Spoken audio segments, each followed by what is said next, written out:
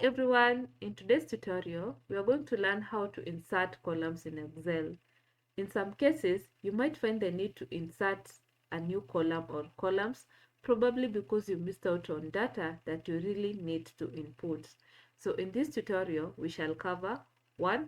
How to insert a single column, and number 2, how to insert multiple columns. So let's begin with how to insert a single column. So I want us to insert a new column here between February and April 2022 data, because as you can see, we are missing March 2022.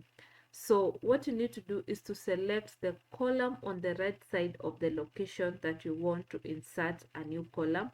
And the column on the right side in this case is column D.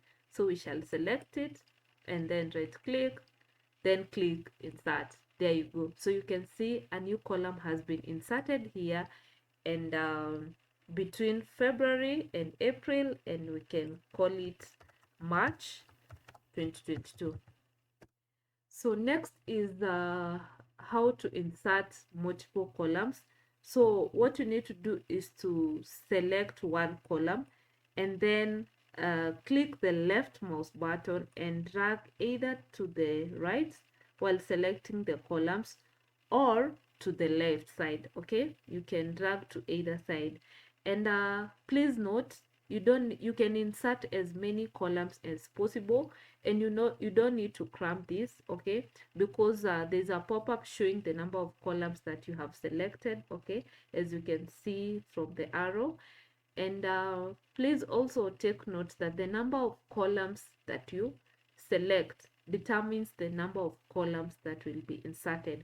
So if you select 5 columns like I have done, 5 columns will be inserted on the left side. Okay, if you select, for example, 3 columns like this, 3 columns will be inserted on the left side of the selected columns. So once you're done selecting, right click and then click insert. There you go. So you can see columns have been inserted here. So that's it about inserting columns in Excel. If you found this helpful, kindly leave a comment down below, subscribe to our channel, like, and see you in our next tutorial. Bye.